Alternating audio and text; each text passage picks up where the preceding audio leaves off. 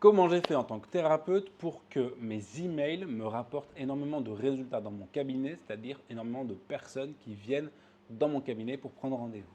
Je m'appelle Lucas, je suis thérapeute et si vous êtes thérapeute, restez bien jusqu'à la fin de cette vidéo parce que vous allez comprendre pourquoi vous devez récupérer les emails de vos clients ou de vos patients et pourquoi vous devez leur envoyer des mails régulièrement. Alors je sais que parfois vous n'aimez pas écrire des mails quand vous êtes thérapeute, mais il faut bien comprendre qu'aujourd'hui vous devez être présent pour vos clients ou vos patients. Vous devez être présent dans leur esprit en permanence parce qu'ils oublient. Ils sont sur leur téléphone, ils font 15 000 choses en même temps et on oublie de prendre rendez-vous alors qu'on a des douleurs, alors qu'on a un mal-être, alors qu'on a une problématique.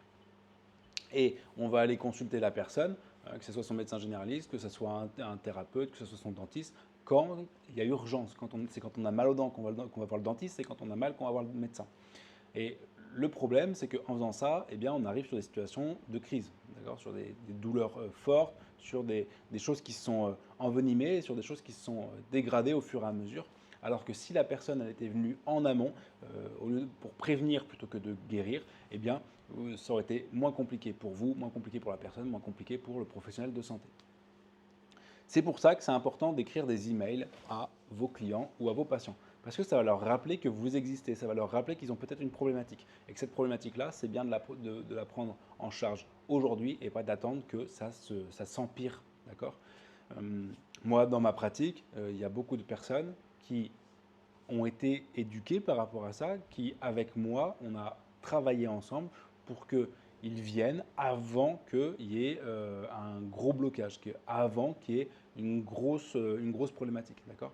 Ils savent que c'est facile de prendre rendez-vous avec moi, c'est facile de venir au cabinet et ils vont avoir du résultat dans la majorité des cas si je peux apporter des résultats. Et vos mails vont vous permettre de faire ça.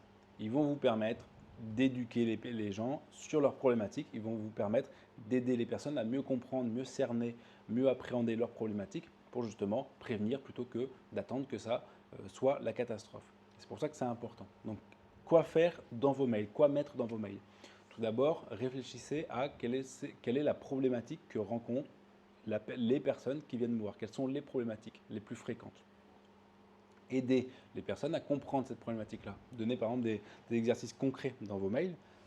Vous pouvez mettre également le lien pour rajouter un avis sur votre fiche Google. D'accord. Donc ça c'est très simple à faire. Hein. Vous marquez sur ChatGPT comment faire pour mettre mon lien dans mon mail de ma fiche Google. Il va vous donner les étapes à faire. Vous mettez votre lien en plus pour avoir plus d'avis et vous mettez un call to action, c'est-à-dire un bouton d'appel à l'action. L'appel à l'action, ça va être par exemple, si vous avez cette problématique-là, cliquez sur le bouton pour prendre rendez-vous. Et le bouton, il va rediriger directement sur votre prise de rendez-vous ou alors vous mettez votre numéro de téléphone pour qu'il vous appelle.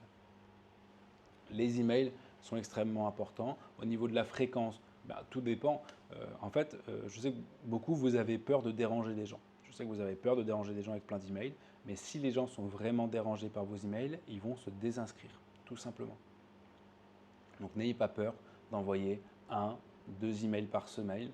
Dans mon cas, en fait, mon activité tourne tellement bien qu'aujourd'hui, je n'ai pas le besoin d'envoyer beaucoup de mails. Mais je sais que par exemple, dès que j'ai une baisse d'activité, j'envoie un email.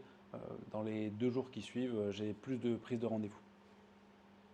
Et ça m'arrive d'envoyer un mail toutes les semaines. Ouais, un mail toutes les semaines, toutes les 2 semaines, ça dépend.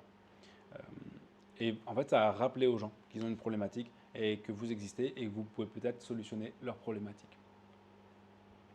J'espère que cette courte vidéo sur les emails va vous aider si vous avez besoin qu'on mette en place tout ce système-là d'email, de publicité, parce que sur cette chaîne YouTube, je vous invite à faire de la publicité pour votre cabinet ou pour votre activité pour que ça fonctionne, pour que ça attire des gens à vous. Tout ça, je peux vous aider à le mettre en place. Vous pouvez cliquer sur le lien dans la description pour réserver un appel complètement gratuit avec moi, dans lequel je vais vous aider justement par rapport à votre activité. Travaillez bien, prenez soin de vous, c'était Lucas. Ciao!